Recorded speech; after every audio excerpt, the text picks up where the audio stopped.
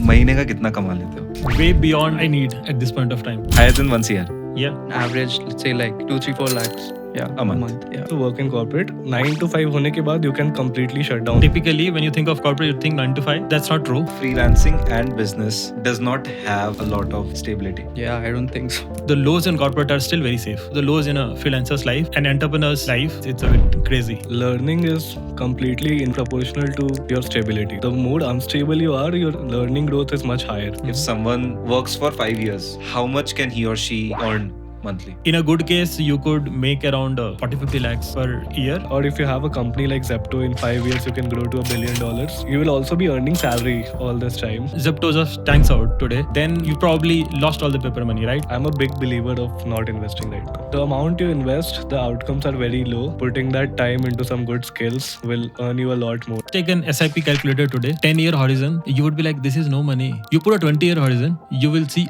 amazing amount of returns, The right? way I think about is what will I do with that money after 20 years? If you could swap your career with any other person on the table, who would that person be and why? I wouldn't. If I had to, I would choose but not in design creativity in my realm. Welcome to another podcast. आज हम बात करेंगे 3 अलग अलग career path की, जो by the end of this podcast आपको clear हो जाएगा कि एक फ्रीलांसर, एक कॉर्पोरेट गाय या एक एंटरप्रेन्योर की जर्नी कैसी होती है and what can you choose out of this. Today we have दयामे with us. He's a content creator and a freelancer. We have Shiv with us. He works in a company called Nutanix. Yeah. And he comes from basically a corporate background. And we have Harsh with us, who comes from Medial. He's the co-founder at Medial. I'll quickly just want all of you guys to give a very short introduction of yours and what you do. Starting with Daya. Hey, I'm Dea. I've been a freelancer. So I'm a designer and a filmmaker.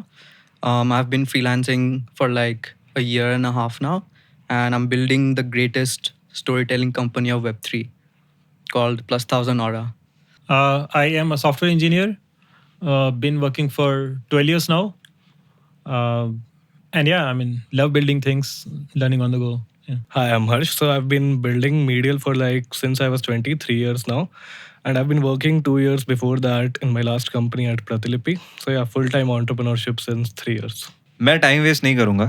I'll just quickly come to the point. महीने का कितना कमा लेते हो? So for me, it's not very specific. So ऐसा नहीं है कि मेरा MRR कुछ है. Okay. It fluctuates a lot. Some months are really high. Some months get really low. But if we take an average, let's say like 2, 3, 4 lakhs. Yeah, A month. Yeah. Okay. Okay, interesting question to start with. But way beyond I need at this point of time. Okay. So Can you give us a range if you cannot tell the exact number? Higher than 30. yes, way higher, yeah. One final guess. Yeah. Higher than once a year. Yeah. Let's not go beyond. Cool. Okay. Harsh. So for me, it's basically like whatever I can draw to keep my company afloat for the longest period of time. So I have to basically decide my own how much salary I take, right? So for us, all the co-founders are taking the same amount of money. It's sustenance money in Bangalore, nothing more than that. Like we don't take anything off the charts. So basically what I was earning in my last company, just earning like 10% higher than that, nothing much. Okay. Yeah. You can probably quote the valuation of your company. So Medial is now a 20 CR valued company, Okay. $2.5 million approx. Yeah. Got it. Cool. How does your regular day look like? So it's very different. Like it's not like I'm working all the time, but work can come at any time, any point of the day, and I don't have any holiday or I don't have any 9 to 9 type of a workload. So whenever work comes, whatever happens, I just have to do it right and then and there, because कभी भी कुछ भी फट सकता है. It's an app. We have a lot of users. एक दिन में मतलब 15,000 users आ रहे हैं, तो things can go down anytime. So yeah, user queries, tech and product brainstorming. It's a 24/7 job, Yeah, basically. 24/7. Founder's life. There. Yeah, I think same. I think the difference between like someone corporate and me and Harsh is that there's a lot of, I think there's a lack of structure, So out of nowhere there'll be a kitchen fire and we have to tend to it. So just wake up, get some fundamentals done, and it's all like run and gun. Just whatever comes, take it, figure out what you have to do, and yeah, basically. Yeah. I typically when you think of corporate, you think 9 to 5. That's not true. I think it depends on the person you are. So I am working pretty much all the time. At least mentally, I am there. Having said that, the privilege is that you can plan time off, and you are very sure that there is a very high chance you're not going to get a phone call, or there are backups. So you can take a time off. You can plan to do something else, and you will not be bothered there, right? Otherwise, I am pretty much working or thinking about work most times. Can you give an average number कि दिन में इतने घंटे मैं काम करता हूँ 12 to 14 hours a day? a day, yes, on an Got it. average. Got it. Just to counter with the same Mhm. answer, you know, a lot of founders say कि यार 70-80 घंटे काम करने चाहिए. ठीक है. You know the entire Yeah. discussion around that. What perspective do you have? So I think founder अपने company में कर रहा है तो उसको तो करना ही चाहिए. He will love doing that. Upside उसी का है. Hmm. And hire high agency people who also want that growth in their career, जिनको उतना काम करना है. You can't force it down on someone you are hiring as an SD, proper interview लेके कि भाई तुम भी 80 hours काम करो. That's not feasible at all because they don't have that upside, right? One thing that I love about corporate is that most of my friends who work in corporate, 9 to 5 होने के बाद you can completely shut down. Like I know a friend who doesn't receive calls or do anything after that. That's something that is very missing from a founder's life. Yeah, so I agree कि founders को करना चाहिए, but employees पे I don't think you should force it on. Hire the right people, they will do it automatically for the love of the game. Got it. Is the same in freelancing? Kind of, yeah. But I don't work 12, 13. I don't think I have the. Yeah, I'm trying to. Yeah, but even I don't think I work 12, yeah, 13 hours. realistically, 6 to 7. Like very high productive work is 4-5 hours max. Yeah. Rest is all. The thing is, I'm in a creative field, right? Mhm. So it's more like one big sprint Hmm. where everything is, all the juices are flowing. Oh. And then the rest of the time is just maybe manual work. Right. Yeah, logistics, this, that. But actual work, it's like out of 6-7 hours, let's say 3 hours. That's when the actual creative work happens. Rest is just like fooling around, this, that. Yeah. Hmm. Harsh, how does your work-life balance look like? Or do you even believe in work-life balance? I do believe in work-life balance, but I think it automatically comes if you're working on something you love. Like I'm working all the time and people think I'm not happy or something, but actually I'm very happy doing what I do. And it doesn't feel like work when you are doing something you love. I can totally attest to that.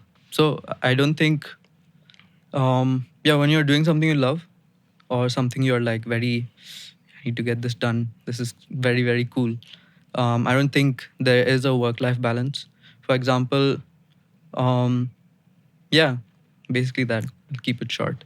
I'm pretty sure Shiv has a pretty decent work-life balance. Yeah, I do. Go I on. mean, like I said earlier, you choose to work at a certain time, you choose not to. That for me is good work-life balance, right? Personally, I know people who do 9 to 5 and they are happy. I don't think I'm that person who is happy with a 9 to 5, right? Because at the end of the day, I am making a career out of all of this, right? So, but yeah, I mean, I would argue that corporate gives you a good opportunity to have a balanced life and work both. You can choose to do that. I think like when it comes to like just being a creative, so you are subconsciously always working. So I'm a designer, right? I'm a designer and a filmmaker. If I'm even watching a YouTube video and I see a cool shot, it subconsciously registers, ki, oh, that is so cool, that's so sick. Even with like, let's say I see a cool font on a website, I'm like, oh, this is cool. And it's just like mental notes throughout the day. So in that sense, I think I'm working 24/7 because everything I consume, it somehow reflects in my work and it's somehow useful. Right. Yeah. I agree. I mean, I think that's the what I case with meant everyone. when I said 12 to 13 hours, right? Because to me, although I am a software developer, so you would imagine sitting on laptop and doing something is work.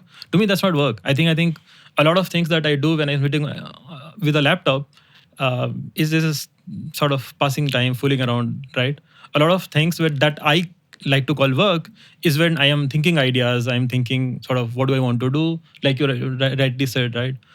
You watch something, you read something, and then you get ideas. So I do classify that as work, thinking, you know what, I am spending my energies or time to do that. So that's work, right? There, do you have a girlfriend? Yeah. Do you get time for her? I don't make time separately. It's just our lives are. She's there, embedded. Okay. It's not like I have to make separate time for her. Okay. I go through lows, she's there. Go through highs, she's there. I have free time, she's there. I'm busy, she's there busy with me. So yeah. Okay. Just a general question for everyone. Since we're talking about work-life balance and everything, do you get time for your loved ones, like your family, your better half, maybe? I do. Yeah, same I do. Like you have to prioritize some things. Okay. And yeah, I call my parents like every day. I have a girlfriend and yeah, I do give very good amount of time to her. Mhm. I have a very interesting question at this. Mm, can you double your income without doubling your working hours? Yeah. Harder in corporate, I think. Okay. But you can substantially increase. I mean, I think hours you can't keep doubling. So it's not a scalable strategy anyway, Mhm. right? So yeah, you have to allocate time for work, and in that you have to earn more. So yeah, I think that's the only option realistically. In corporate. Yeah. But to just double it, no. I think it's more linear in corporate where it increases over time. You have compared to the other career paths that we are talking about, you will not have huge peaks and huge troughs. So that's kind of the comparison to me.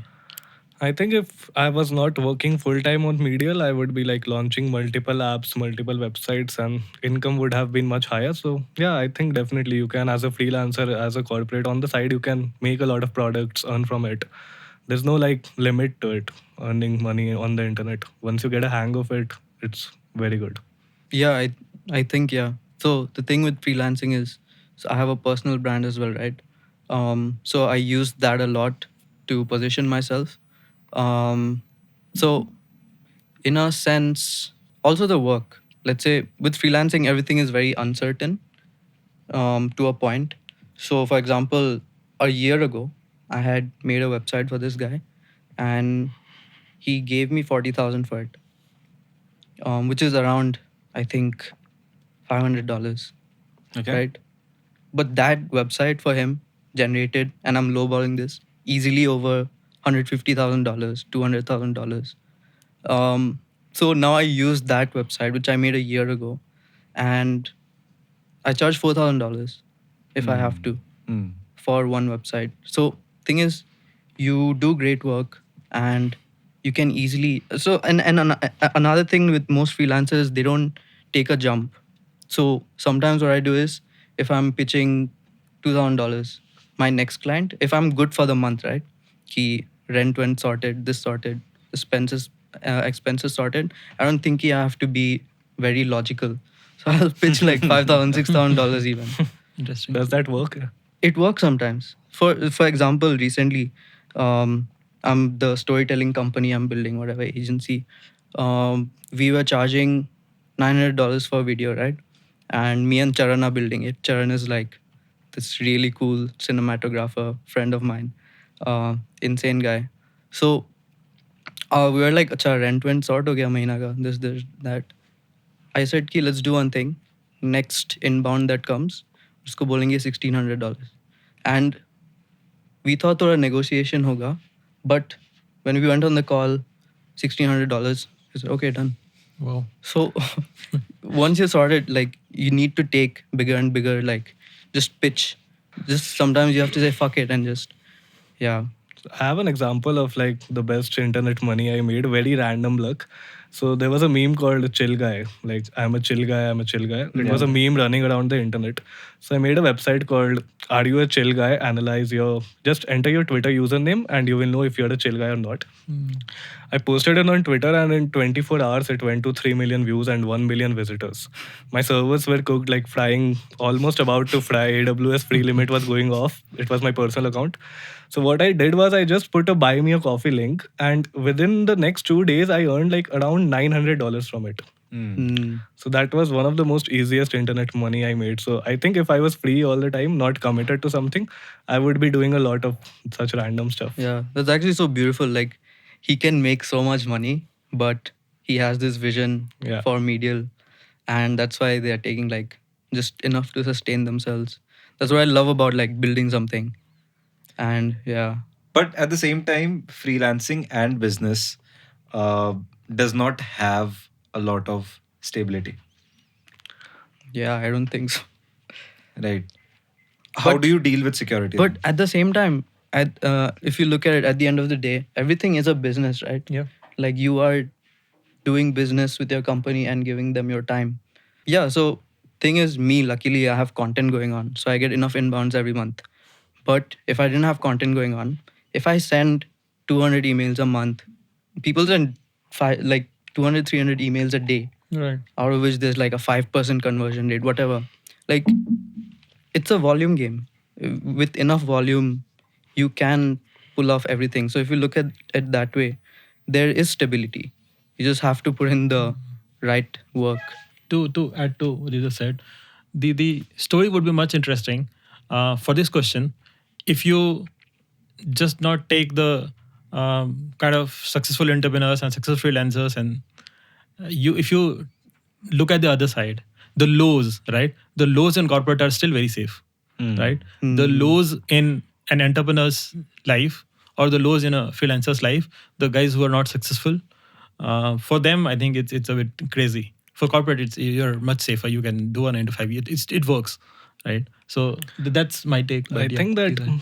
learning is completely inversely proportional to your stability. So the more unstable you are, your learning growth is much higher. So in freelancing or in business, because it's so unstable, like things can go down anytime. We have to keep working, learning new skills, what is going on in the market. So you're always caught up to things, and your learning growth is very high. So at the age of 23, I can take that risk, right? Because I'm learning anything, I think I am stable because getting a job is having these skills, right? So how unstable you are, your learning growth is high, and you will be ready for the next stint whenever you want. Yeah, insane. This is so true. So I have a friend called Ruben. He's this cracked designer. He's been designing since he's like 17.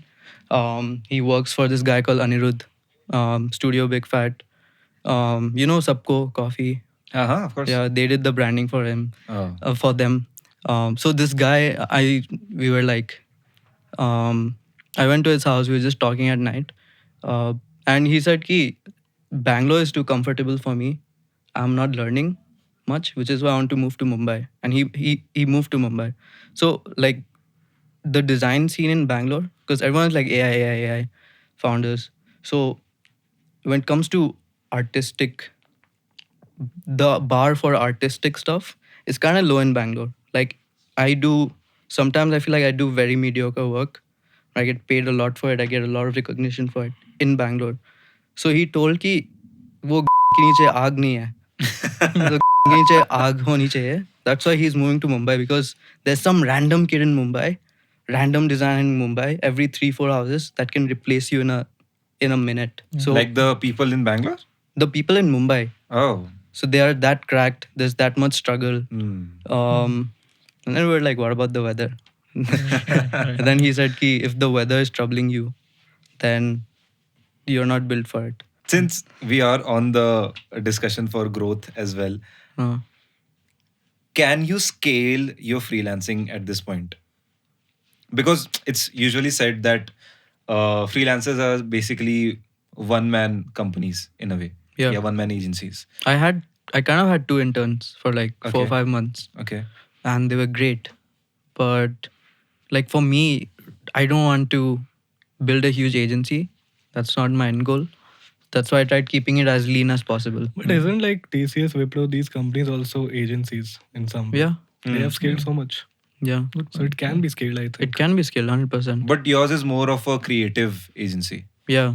How do you like see it probably 5 years down the line? I don't think I'll have an agency 5 years down the line. Okay. So everything I do now is kind of to fund my dreams. That's how I'm looking at it.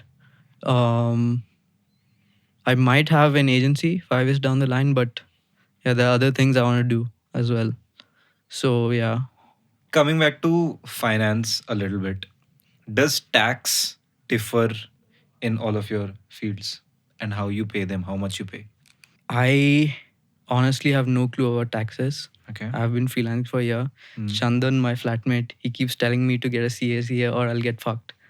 And I think I will because I've been like not paying any attention to it. Okay. So yeah, that's the scene with me. But as a freelancer, ideally you should. I think I should, yeah. Fair. Right. I have a CA. Okay. So I sort of do my taxes. I know it. I can still do it, but I think for things that I can sort of delegate, I like to delegate and concentrate on what I love to do. So I have just delegated it to a Ideally, CA. you are in corporate, so Yeah. you don't really have an option. Yeah, per se. yeah. So it's I mean, cut at source only. Yeah, not necessarily, right? What happens is salaries can come in different forms. Okay. It's not all cash, right? A huge percentage of my salary is the shares of the company that I work for, right? And this is a public company, right? And shares go high, shares go low. So, I mean, one of the interesting things that people think about the corporate job is that their salaries are fixed. No, they're not fixed. There is an upside because you get a lot of shares. As you climb higher up in the corporate, you might get shares. And then those shares could really double or triple, right? If you invested in the right stock, that's what people say, right? That investment where you bought shares by earning somewhere else, or this investment, if you're in the right company which is really growing, you can make a lot of money, right? I have friends who've joined Amazon at the right time or Nvidia at the right time, and their shares have grown multifold. So they have made a lot of money, right? So there are those options. So if you go to good places, if you plan it properly, but then because you are dealing with so many shares all the time, you would have profits and losses and all of those. So those have to be balanced. At the same time, there are investments that you make, right? So those have to be balanced out. So you do need a CEO. But your point is right that, all the money that I make, everything is on paper, everything is there. So there's no way I'm going to sort of play around anything. You cannot right? dupe in any Yeah, way, so I can't dupe anything. It's there. So all I do is I have a lot of accounts here and there. I sort of take a P&L from everywhere, dump it in a Google Drive and send the link to my CA. He's been doing it for 3 years now. He does it for pretty much everyone in my family, friends and everyone. And it saves my time. So yeah, CA, I mean, we should really have a CA. Got it. How many years of experience do you have as of now? 12 years. Okay, so supposedly a person like you working in a company like Nvidia, the Right. one you're talking about, Right. how much ESOPs or RSUs or stocks that you were talking about, how much amount in terms of money would the person get? So I'll give you this number. I didn't give you my salary number. I'll give you another number, right? Sure. To compensate for it. Go so ahead. now, if I look at my complete takeaway, half of it is the company shares, half of it is the cash, right? Now, if you look at an Nvidia, right, the shares have grown multifold. So there are people there who plan to just work for 2, 3, 5 years, and they have made so much money from the shares. And then there are also opportunities where my employer allows me to cut up to a certain limit of my money and sort of leave it with them, and they can give me shares back on those, on a discounted price, on all those things, right? So one, I get a lot of shares. Two, I have opportunity to buy the shares of my company at a lower price. So I have a lot of room to get more shares. And I mean, if you're working at a good company for a long period of time, then your boss is almost your friend and you can trade off those things. So, you know what, I prefer to have more shares. I believe in this company. They're happier because they have the cushion of, retention, right? You're going to be there for long if you're sort of bought into the share. So you can get a lot of shares. And as you sort of work for a long period, getting higher up in the company, typically your salary in shares can be a huge part. I have a friend who is a CTO in his company. It's a big company now, and he's like, my shares are worth 7 times the cash I take, right? Got it. So it can range. So typically, lower up a couple of years into your job, you get lesser shares. As you sort of keep working for longer, you get more shares. It also depends on the employer, right? If you go to an Nvidia now, if it is growing like wildfire, maybe the execs want to keep the shares themselves, right?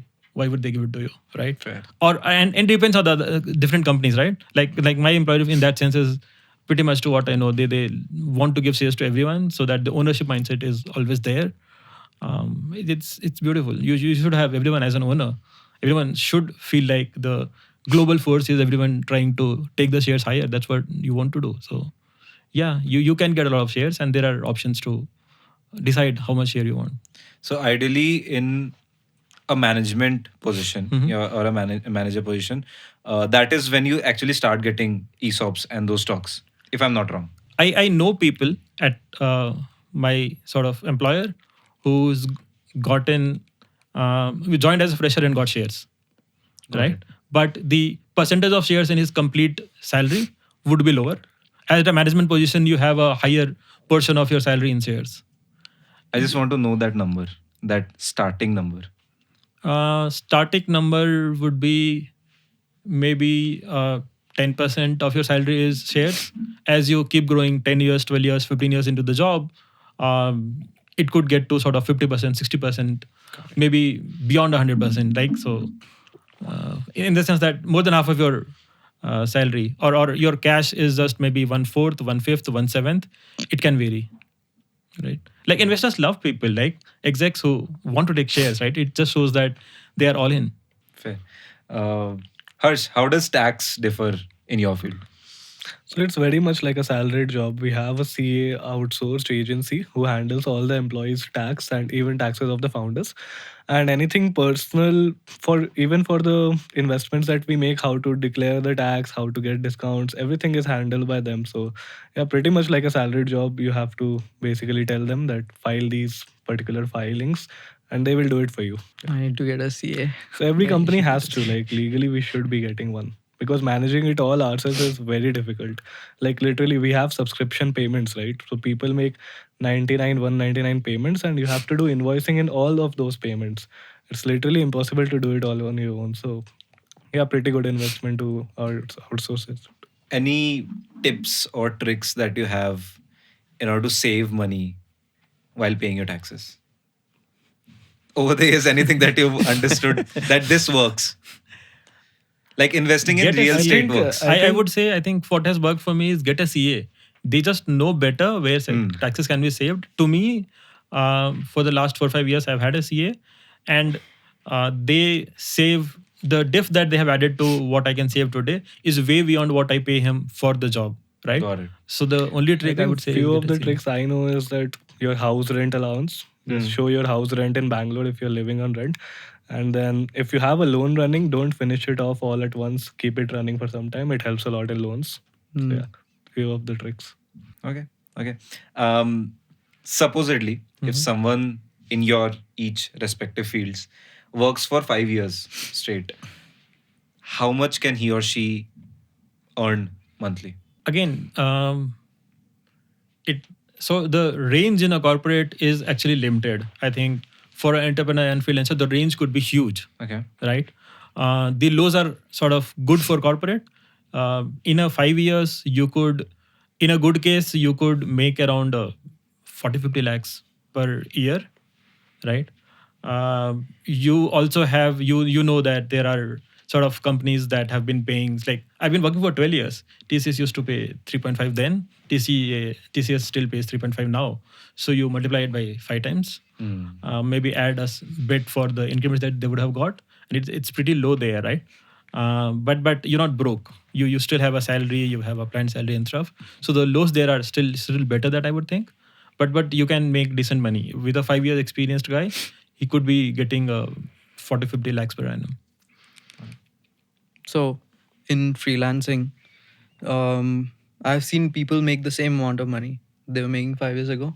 I've seen people make like a lot more. It's just, I think, how you keep punching higher. It's just like he said, it Yeah. can be very different. Yeah, it can be very different. Like, do you keep punching higher? Do you keep supplementing your business? Like, by supplementing, I mean like maybe you start making content around it. Like, in what ways do you get more reach? In what ways do you do better work and then use that work to pitch higher? This that. So yeah, people who constantly keep changing their positioning over time, they'll definitely like they can easily make a lot more, even 10x 20x. There's no bar. Like this, the guy I made the website for, that paid me 40K, right? That generated him over like easily 150,000. um for one video, he was when I made the website, he was charging like $2,500. Now if you go to his website, it's $9,000 for a 30-second video. Like, so yeah, that's within a year. So that's insane to think about. So as a founder, there are multiple outcomes that can happen in 5 years. One is your company shuts down, nobody gets anything. Number two is acquisition. If your company gets acquired, your share will get matched with how much money you're supposed to make, and you'll get that money. That can be substantially very high outlier outcome. Yeah, and if you have a company like Zepto, in 5 years you can grow to $1 billion. Your shares would itself be 300, $400 million, and you will also be earning salary all this time.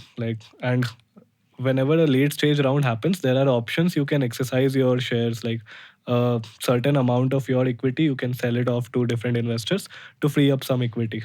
So yeah, those outcomes can be very huge in entrepreneurship and depends on a lot of factors. Which outcome do you think you're gonna go for? So right now the plan is to just scale and grow as much as possible. I think when I'm old or something, that's when I would need a buyback or something. Not right now. Right now, salary is enough for me. Do you consider getting acquired? Um, so acquisition makes sense if the company is working on a similar outcome for us. Like if they are also trying to do the same. The last company I worked at with my brother, it got acquired at a very good company called Pratilipi. So we were publishing books offline and they were doing digital literature. So the ecosystem made a lot of sense together. And if we can grow 100x faster if we get acquired, then why not? The purpose is served, right? So yeah, acquisitions are considered. Yeah, the one thing to add there is that, so when you look at financing, right, people tell you that you have to diversify your stock, right? If you take off the Zepto example, right, this is something that I one of the founders from my company used to say that, I have a lot of money, but all of it is paper money until that company becomes a public company, right? If Zepto just tanks out today, doesn't go public ever, then you probably lost all the paper money, right? So like I earlier said, I think on the positive side, the peak is very high. It's amazing. Yeah. But you can have a lot of paper money that could have to nothing, right? In a corporate, you could have a sort of public company, you could make that. But again, the peaks are probably lower. The one thing that I like to think of is, if you're in a corporate, you're probably optimizing for per year you're going great, you're minimizing It's basically uncertainty. high risk, high But outcome. yes. Very high And risk, very high entrepreneurship, outcome. successful one, I would think it's more long-term greed. While entrepreneur may make less now, in the longer 10-year journeys, if you look at it, a good entrepreneur may end up making huge amount of money. The corporate guy would probably make much lesser, right? So absolutely. But again, the percentage of those successes is very less compared to a Yes. corporate guy.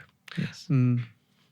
Yes. What you can do in a corporate is you can get all that money, your own public shares and everything. Then you can invest it in a company that is growing probably as good as Zepto is now, right? Previously, when it was very small to this, maybe you wouldn't get that opportunity so easily. But you can diversify it and you can intentionally plan to make money, right? Again, whenever you diversify, you are sort of going for an average outcome, right? So it depends on what you're looking at, right? It's also what you're looking at this point of time. If you're very young and you are shooting for very high peaks and you don't really care so much about losing this game, it's okay. I mean, it is amazing that we have so many entrepreneurs out here, right? Harsh, do you invest? Not much. I have like 2-3 SIPs running on mutual funds. Rest all of my investment is my company. There, do you invest? No, Okay. I have been planning to for very long. Everyone has been telling me, dude, start investing as soon as possible. I'm like, yes. But yeah, I will though. I'd like to add something like I'm a big believer of not investing right now. Reason being? Reason being that the amount you invest, the outcomes are very low, and the amount of time people spend on investing, it's just not worth it. Like putting that time into some good skills will earn you a lot more. Like I know a guy who was investing 3,000. He used to get a pocket money of 3,000 in college. He used to invest 1,500 in funds. After 4 years or something, he made like some 60,000. We also borrowed money from our parents, 60,000, went on a Goa trip and spent that money. After 4 years of living a very bad life in college, he literally made one Goa trip. So I don't think it's very worth it early on when you have, unless you have huge capital. Like a lot of people who do this, like 30,000 they will earn and 10,000 SIP. Instead of that, you can just work on your growth. I also agree to a point. Yeah. Because like, especially in my age, let's say, instead of, let's say not even my age, like let's say someone's just entering, let's say filmmaking. So instead of over a year, let's say he has invested 1 lakh, he could have used that to either like buy a course or a camera, then upskill himself, and then use those skills to like earn more. So I think if you're earning a shit ton of money, that's when you should invest. That's a take I have. I feel the propositions that both of you are giving are also ways of investment as well. Yes. Exactly. At the same Yes. time, Good to invest. at the same time, the investment that you do today, probably after 10 years is when you'll actually start getting better returns compared to in a 4-year, 5-year, or a 6-year span. Compound. Yes. So if you just take an SIP calculator today and you put a 10-year horizon, you would be like, this is no money, right? You put a 20-year horizon, you will see amazing amount of returns, The right? way I think about is what will I do with that money after 20 years? Like So I'll be 50 by then. What will I do? No, I'll give you an example, right? My dad is in defense, used to be in defense, and I had worked for 10 years, and I used to have this feeling that, you know what, I have been working for very long. I want to take a break now, maybe for an year or so, and then sort of during that journey, I'll figure it out. I went to this ceremony that they did in sort of dad's campus for his retirement, and then he was retiring over 41 years. That hit something in me saying, you know what, this guy has been risking his life for 41 years, right? I am sitting in a fancy office and I'm saying that for 10 years I have been doing this. And my dad at 62 right now runs more than I can, right? Walks way more than I can every single day, right? So if you are fitter, I think you can do a lot at 50. I have sort of, when I like to travel a lot. When I travel, I think, I remember that sort of one of the sort of trips that I did, I saw a couple who were in their 70s and they had come to Bali for a trip, right? They could barely walk, but they were having a trip of their own, both of them, right? So I think a little differently. I think what you do today, and it makes so much sense, and what you would do at 50 would be very different things. But I don't think that the interest of I don't want to do something more at 50 dies for a few people at least, right? Yeah. So I do think you can do a lot at 50. But then I think I would go back to what you guys were also saying, that, you know what, when you're younger, you are better off investing in your own growth, in your own skill. But as you grow, also what I have thought is that I like to allocate, right? I like to sort of force myself to say that if I am investing less than this much percentage of my earning in myself, this is just wrong, right? I should invest to make some money, and I should invest in my own skills, right? For an entrepreneur, for instance, you're actually investing a lot in your company, right? That's your huge investment, right? It's just that sort of mine is probably more diversified, right? And allocated and intentional. That's also probably sort of factored up. I'm working for a very long time now. So I have a bunch of money that I don't know what to do with. So I just sort of allocate everywhere and make sure that I'm following that. But I think our investments are somewhat different. That's what you also brought up, right? But I certainly believe that at 50, you can do a lot. Got it. And just a little digressing from the main point, the investment that you are talking about, the fitness part of it, if you're not fit, let's say, by the time that you're 50, right? And the entire money comes to no use just to pay your medical bills, probably. Yes. So your health is also a very big investment in your early years that you do. All right. From that, I just want to ask a very interesting question. As an employee, Shiv, how do you deal with your manager when you really like you if you feel hate Mm-hmm. of any sort? Mm-hmm. How do you deal with that?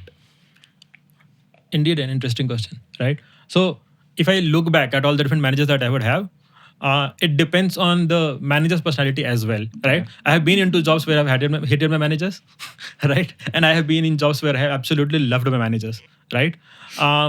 If you have a good manager and you have been working together for a long time, they sense that you hate them at this point of time, right? And I have a few reportees as well, right? At times I can choose to let them hate me for a bit. I don't want to get into it, right? Like I have other things to do, right? At times I sort of just call them in a room and I tell them that, you know what, you don't seem happy, right? I think depending on what you do in your corporate job, right? I work on product development, something very deep, right? And at a certain level, it becomes a creative job, right?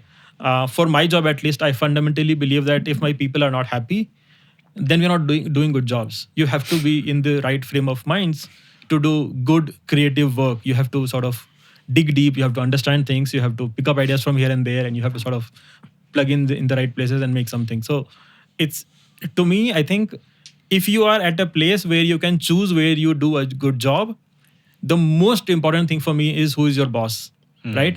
If I am working at a place, and I have been at such a place, right? So I come from personal experience where I absolutely hated my job because I had a really bad relationship with my boss, and at one point just realized that this is not worth it.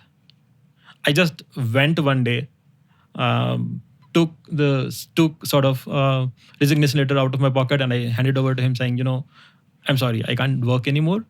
This is the first time probably he gave so much respect to me. He called me for a couple of one-on-ones on that day. He tried to convince me, but mentally I had made that decision that I am not doing this job, and sort of I had a lot of different people in the leadership.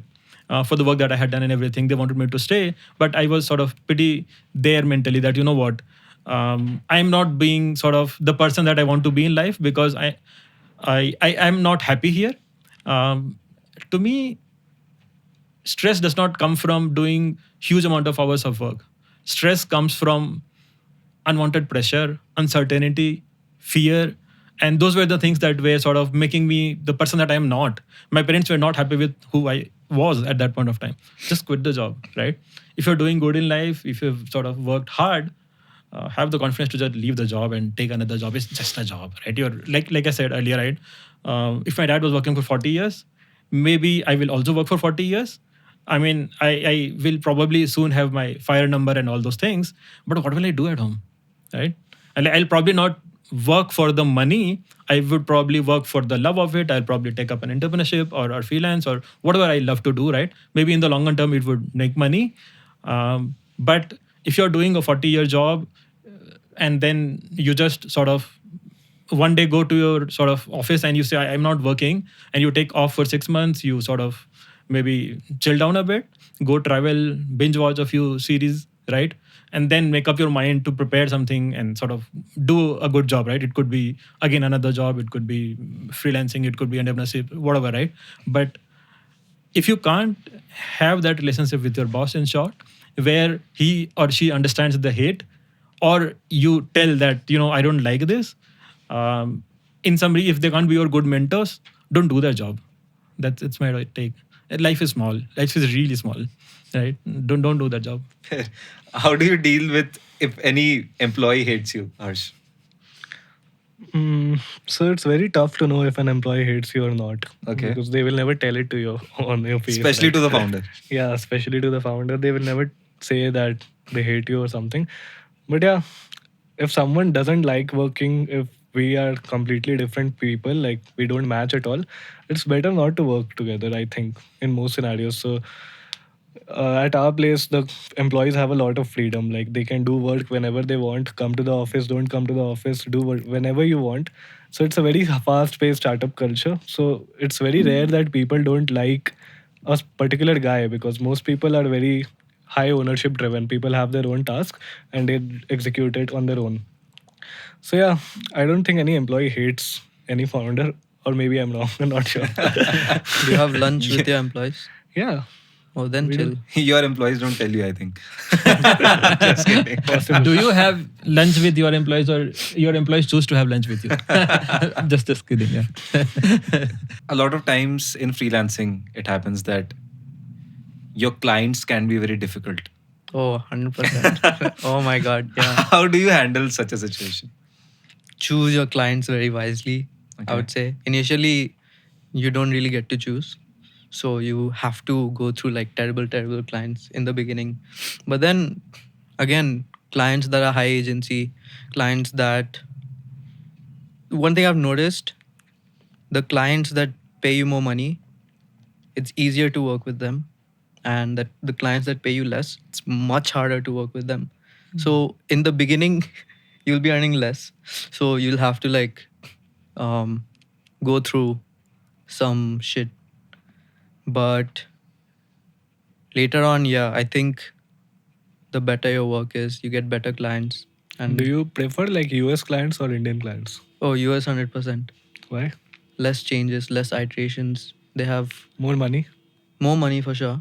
And usually, I don't know, for some reason, they have a lot more trust in you. And once the thing is formed, so the reason they are paying you is because they fully trust you. So the process is just much easier. Whereas with Indian clients, I've noticed they will show it around to their friends, families, everyone, take 100 people's opinions and then get back to you. Ki, oh, my son thinks this is this. My coworker thinks there's something wrong. This could be better. Like, yeah, that's something I've noticed in Indian Yeah. clients. To sort of extrapolate that, have you worked with somebody from Europe, somebody from maybe Yeah. Japan or China? Yeah, Like, I am. What's your sort of general sense of it's the same question, sort of on a wider frame? On like what was the question? India and yeah. Why do you like US clients more? I just said no. Like Yeah. they trust you more. Yeah. More How do money. you feel about the clients in Europe or Japan or I China, haven't worked Singapore? with a lot of Europe clients. I'm working with a client from Dubai right now. They're also pretty chill. Mm. Yeah. I have had European bosses. Okay. They to me are most chill, like the most chill people. So and they inherit some of the characteristics that you described about the US client, but they are also very chill. Like if you travel around Europe, I have been to sort of multiple Europe trips by now, and the general vibe is that they don't work so much. Maybe that reflects in their economy now, right? Of course. But they grab a beer every evening. They sit, chill around with their friends. They have a lot of safety, which is embedded into their sort of federal structure. So the government makes it sure that the employers only can do so much. You can't call people around after this time and all of that. Maybe they're not growing so much, but they are very chill people to me. Yeah. I think just like clients, a founder should also choose their investors very wisely, because a wrong investor can totally ruin your startup. Like you should share the same synergies. The vision should be same. It's not like once the money comes in, the investor tells you to build something else. So that can be a huge problem as well. Yeah. Maybe they'll keep like telling you your Yeah. revenue. A lot of investors have this habit to like become the manager of the founders. Like they will be the product manager, tell you what to do, what not to do.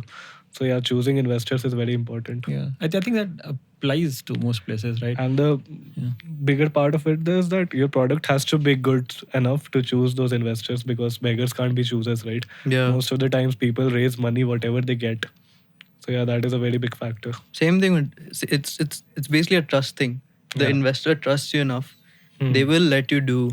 They will let you build the company you wanted instead of being like the project manager. Oh, also another thing, like another thing about like clients from Dubai, they negotiate so hard.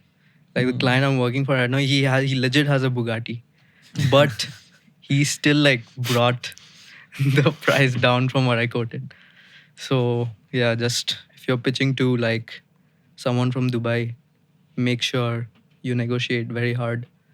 And yeah, Because they have money. Because Like, yeah, They have money and they can. they have money, they can pay. Like, but yeah. Harsh, how is Ritesh as an investor? So Ritesh he came up to us to like an angel investor, right, from Shark Tank. So I always admired him the most in Shark Tank because of how humble he is and not at all rude to people for no reason. Like, and he's also from Odisha, and I studied in Odisha. So Ritesh was always a hero in that area for us, and to finally raise money from him was like a dream.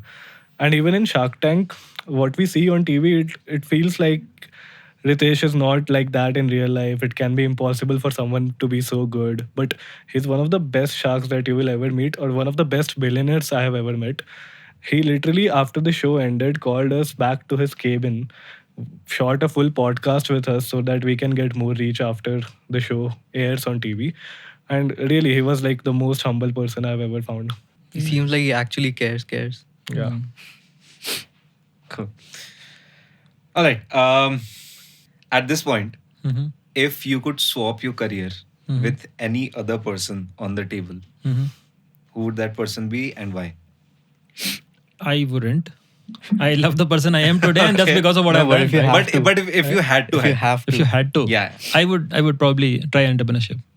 Okay. Mm. Yeah, that's something I've tried, and I think for what I know, I should have persisted more. Yeah, Okay. maybe had more belief as well, but yeah, maybe entrepreneurship. Yeah, same. I would probably, if I had to swap, I would take up entrepreneurship. If I had to, I would choose freelance, like, but not in design creativity Mm. in my realm. What would you like build in if you had to? Tech products, like Mm. building apps, websites for people, or not just. If I had to choose something else, I would rather just build my own products, multiple products, house of apps. Mm. Like a indie hacker. Yeah, There are a lot of MVP agencies these days. yeah. Okay. So these are people that will get your product from 0 to 1, then hand it off to you. Then you can continue building on it. All right. Just a follow-up question on the previous one. Um, so when you thought about swapping your career or probably switching your career at this point, you must have thought of one truth or one brutal truth about your specific field. What is that one thing that no one talks about? So yeah, a lot of things that seem shiny from outside as an entrepreneur are not actually like that. You are literally living in a firehouse. Like anything can happen anytime. You don't have any mental peace. Bandwidth is not there to chill, go outside, do things.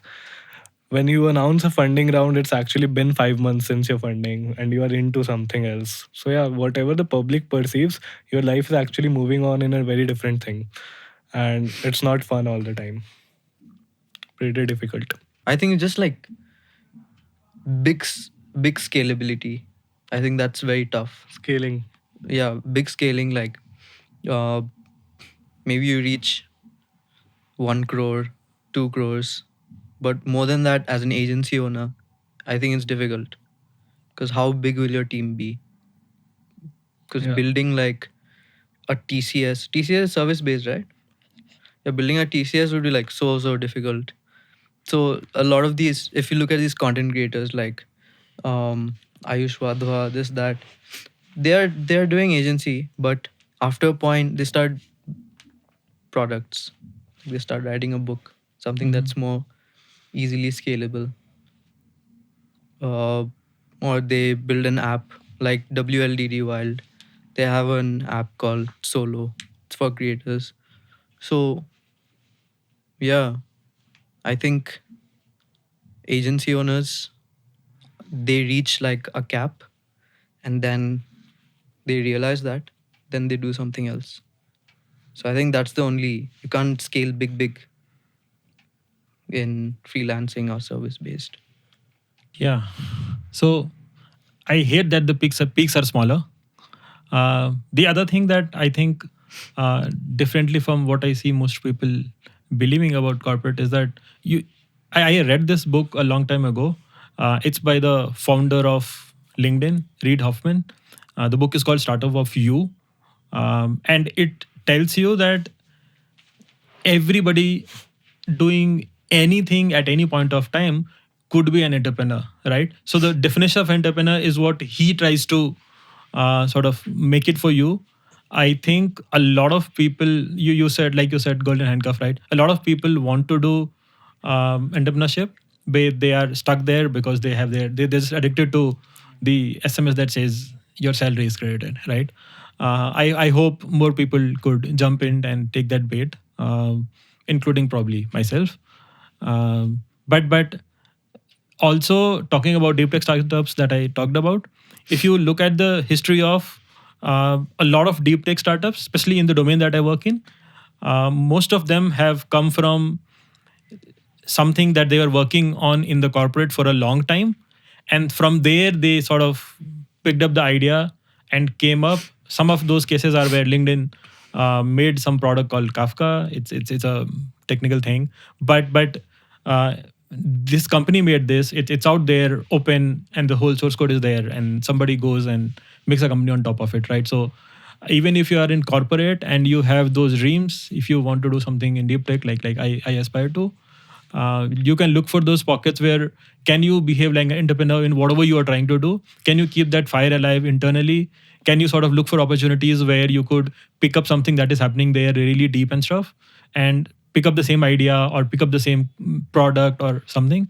Those things happen. It's probably not as common, so it's not known, but you can take a product that you built in the corporate and make a company on top of that product if the licensing and stuff allows you. So I think if you're in corporate and you are in products and stuff, you should probably know licensing really well and stuff. And then you can sort of ride that wave, use that to get into entrepreneurship. But yeah, maybe more. That's what I can think of. All right, cool. There's a huge buzz around AI in the market, as we all know, right? We have been using it for quite some time now. Supposedly, if AI or a certain AI develops, and it's a lot more in creativity, I feel, where new and new models are just coming in every day. If it takes over almost 80% of your skills, where do you see yourself going then? See, the thing is, AI doesn't have taste. Okay. So that is something, I think taste is something that I very much associate with and use to pitch to whoever, associate to my work, tasteful work. I don't think AI has that. But AGI will be taste. Yeah. The final step of AI is getting that taste. But What will you do once that happens? then we'll see. Yeah. But I think, again, will it have the emotion of a human? This is why I don't like AI art yet. It's fine when people use AI in their art, when the whole thing is AI art. Or like I use AI to generate very short clips for some of the videos I make. It helps. But entirely when something is AI, then I don't think, like, it doesn't hit the same at all. Like even when AGI comes, just knowing that this wasn't made by a human. But you might just not know it. I'll just cite an example backing what Harsh is saying. Is just 1 year back, the kind of video outputs or audio outputs for that matter, just talking about creatives in general, that we used to get and the ones that we get now are far superior in just 1 year. Yeah, for sure. Yeah. Think but 5 years down the line. But yeah, I think I agree with him. So the day AI has taste, maybe we will. But what feel is and taste? experience it. Yeah. What is taste Yeah. exactly? Whatever you have in taste, whatever is yours taste, how you think about problems, AI will also start thinking of those problems in certain ways, try out to find out the best way. Right now, it just works on prompts, right? Then Yeah. it will work on black box solutions with taste. I think the goal is to just keep evolving with AI, not see it as an enemy, right? So, like, as a designer or a filmmaker, like right now, it can't replace me. But the day it replaces me, then I'm not a designer or filmmaker. I'll be something else. I'll always make sure to use whatever AI is at that stage. to make sure to use it. Not, yes, right now I'm using AI. When AI becomes AGI, I'll probably have to find a way to use it. And it's not that suddenly it will become AGI and then, oh, what the fuck do I do now? Like along the way, it slowly gets better. Yeah. You keep on evolving as it gets better, and make sure to always stay on top of it. Because right now, AI is replacing mediocre people, like mediocre designers. You don't need them anymore, which is why Yeah, I think 3 people job can be done by 1 person now. 100%, yeah. I think a lot of work can be automated, like 90% of the work can be automated. The same amount of work that we used to do earlier. It will take much lesser people, but also the speed at which you can launch will increase a lot and help you a lot. I think we are entering an era where there will be a lot of startups coming up because it's so easier to start up now. Like anyone can do it in one day. Like launching an MVP has never been easier. It will be multiple products, multiple people. Solopreneurship will take a boom. People will be earning on their own. So more than jobs, I think entrepreneurship is going to rise a lot because of AI, for sure. And just in the context of a founder, probably there are now workflows that you can create Yeah. instead of just one AI doing one job. Yes, totally. You Right. can set up automations for whatever you do, literally. Exactly. Right. Um, I think I agree with both the answers. What I would add is this is the way I think. I use a lot of AI to do mundane stuff already now. Um, in the future, I see that, think of a team right now, you think of people reporting to people. In future, I think of a team as people and agents reporting to people, right? Or maybe people and agents reporting to agents, and that agent reporting to people, whatever, right? So if you look at the hierarchy tree, there are agents sitting everywhere. That's a very broad concept, right? And I would sort of probably, to answer, if 80% of 80% jobs is done by AI, then what do we do, right? I would sort of take you back to one of the points that I made earlier and probably zoom a bit more into it. When I said I am sitting in front of the laptop as an engineer and trying to do something, that's the thing that AI will do, right? Right. But I said that I work for 12 odd hours in a day, right? So for the 3-4 hours that I'm not sitting on a laptop and still working mentally, trying to sort of come up with a concept, an idea, trying to bind things and stuff, I think that is something that will probably be more valuable for me then. To me, they said that, AI can probably generate an average picture, right? That's so nice. If the average picture works for me, I can get things done quicker. I can launch things quicker and stuff. But I really think that, can AI draw the picture that MFSN drew, right? AI, as of today, the way it is implemented is based on an autocomplete logic, right? So whatever is all there, everything is fed in there. If there is something just launched today, something revolutionary, right? Not a lot of people have used it, not a lot of people have talked about it. AI cannot answer good questions. So I am a developer, and I look at a lot of latest tech and stuff. When I look at something very, very cutting edge and go and ask AI to sort of help me build something with it, AI just fails at it so badly, right? So if you are somebody trying to stay on top of what's out there and build something with all these cutting edge tools and stuff, I don't think AI, with the way it is implemented with LLM algorithms today, will be able to do that so easily. I think I have a lot more to ask, but just to conclude this podcast, what is that one tip or advice you would give to a 22-year-old, let's say, who's starting out his or her career in your respective fields and want to scale it and probably be where you are today? The one tip I would give people is that when you join a job, people can make you do a lot of different things and stuff. That's good. But be very intentional about picking up one thing and become so good at it.